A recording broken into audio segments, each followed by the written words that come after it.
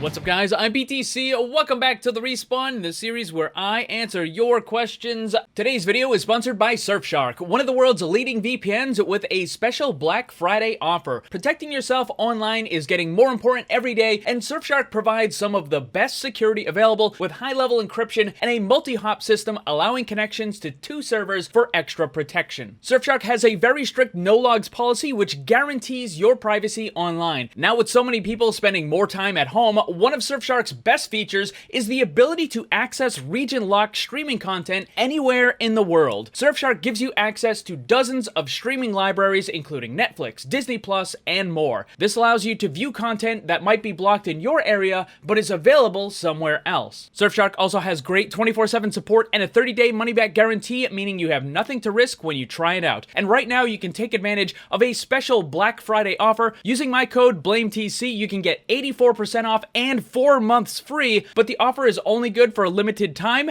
so click the link down below and try it out. Let's get started. Do you think a character with a returning primary attack would work? Kind of like a boomerang.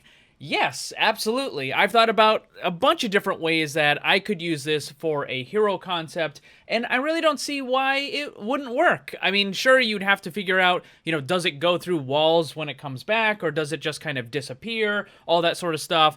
But certainly, there's a lot of different ways that you could handle this, and I definitely think that it would be a cool way to have a character attack, and I'm still trying to make it work for one of my hero concepts. Should Baptiste's ultimate reduce incoming damage? That is a very interesting idea, especially now that they've made it a lot larger. You could put it in a choke point and you would have everybody on your side taking a little bit less damage and also dealing more damage. Now, I think with this, you would have to reduce the other effects, so the amount of extra damage your team does would have to get lowered at least a little bit in order to compensate for that. But I think that this certainly could work. It wouldn't be something huge like 50% or nothing like that, but maybe like 10% or 20%. I mean, a small amount, that would be really interesting to test out. I don't know if it would work. I don't know if it would be worth it in exchange for losing the damage, but I think it would be worth testing. That is definitely an interesting idea. Next question, how can I rank up out of bronze to silver with tank? You need to be more impactful. In the lower bracket, it's all about individual performance. Team play doesn't even really become a factor until you start hitting plat and diamond. Below that, it's all about how well you're playing and how impactful you are in the fight. If you're playing as Reinhardt and the only thing you're doing is holding up your barrier, that is not impactful at all because your DPS are also in bronze, which means that they're probably not going to get a whole lot of eliminations. You need to be the one that is having an impact. And this doesn't just apply to tank. This applies to any role, any character, when you're playing in the lower bracket. You need to be the one that is causing the team fights to swing in your favor. You need to be the one that is getting the eliminations, or controlling an area, or moving the team forward. You need to be the one that is having that impact. That is how you rank up out of the lower bracket.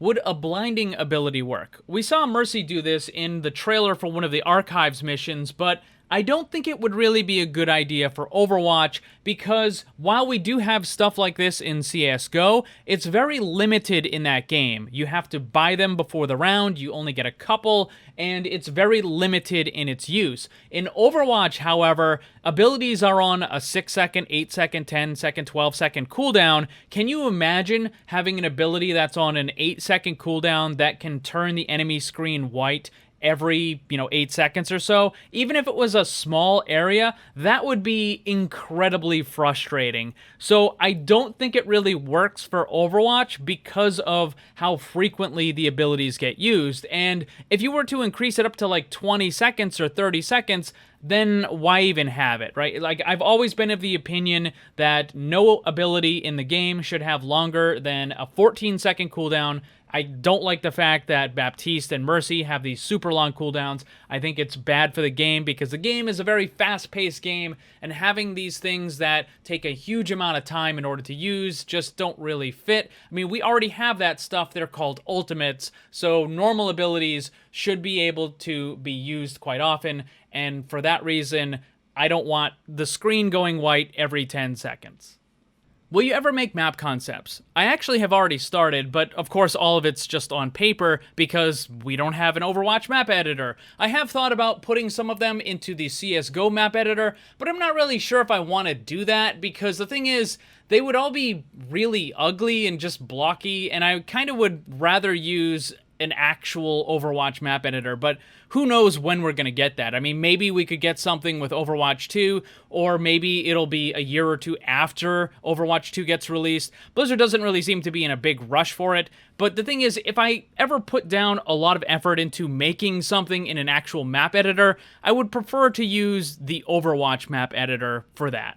Would a hero with the ability to teleport the enemies work? I think you could do it. I don't know if it would work all that well, and the funny thing is we kind of already have something like that, which would be Roadhog and the hook, because even though it's a projectile, you throw it out, it hits the enemy, and then it brings them to you. That's kind of like a teleport. I mean, it doesn't make them blink away from one location and appear in another, but it's effectively the same thing. And if you were to have an ability that caused the enemy to teleport, what would you do? Like, how would it work? I mean, you could throw out a projectile, but again, that's kind of like Roadhog's hook. I think another way would be to have some sort of hidden thing, kind of like what Junkrat does with the trap, where it would be hidden, and then when the enemy walks over it, they would just teleport to whatever selected location you have, but then you would have to set up both locations, or maybe you would have it so that they appear right in front of you, but again, that's kind of like Roadhog, and it just, like, I think you could do it, I just don't know how well it could work.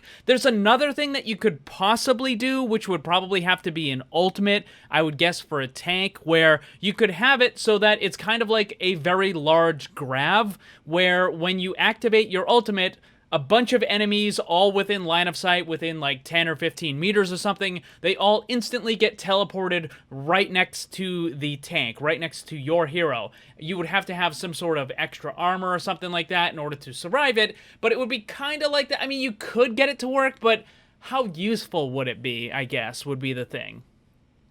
Can an ability that heals barriers work in Overwatch? If that was the only function, I think it would be pretty terrible because there really aren't that many barriers in the game. There's only like 5 or 6, and one of them is a Symmetra ultimate. So having it only heal barriers is not good at all.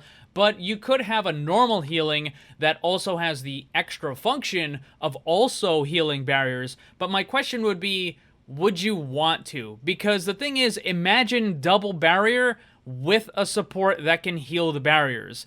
It would just be awful. It would be a terrible experience, and I don't think that's somewhere that Overwatch really wants to go. Do you think there could be a Build-A-Hero that has some sort of support role like the Dispenser from Team Fortress 2? Yes, absolutely, though I don't think it should be the only source of healing or even the primary source of healing. I would want to have a character that can heal teammates like Baptiste or Ana or something like that, and in addition, you can drop down these little dispenser type things. There are a couple of different ways you can handle this. Put it on a timer where it lasts for 4 or 5 seconds and then it just goes away, but I think a better method would be to give it a fixed amount of resources where it can heal 200, 300, 400, however much health that it's capable of healing, and then it gets destroyed once it runs out. I think that would be a much better way, and that is actually what I used for one of my hero concepts, Dergby. This is the second hero concept that I ever made. I'll put a link to this character down below. Essentially, he's got normal healing, but he also has the ability to place these little kind of objects that will provide healing in an area whenever a teammate goes over there, and once it runs out, then it gets destroyed. But you can move that anywhere you want. I think that sort of thing would definitely work in this game, but again, it needs to be an additional thing. You can't have it as just the main source of healing for the character. That's all questions for this week. Thank you to everyone who submitted one. If you would like to ask something for the Respawn, there is a brand new question card up on the community tab of my YouTube channel. Also, if you would like to learn more about Dergby, there'll be a link down below. And don't forget, you can get the amazing Black Friday offer from Surfshark and set yourself up with a great VPN and have access to all the different streaming content around the world. Link for that down below. Thanks for watching, and if you'd like to be comment of the video, then leave yours, and while you're at it, ring the bell so you never miss a new video. Also, if you want to get some cool gear, join my Discord server, or follow me on social media, then check out the links down below. And remember, always blame the controller, because it's never your fault.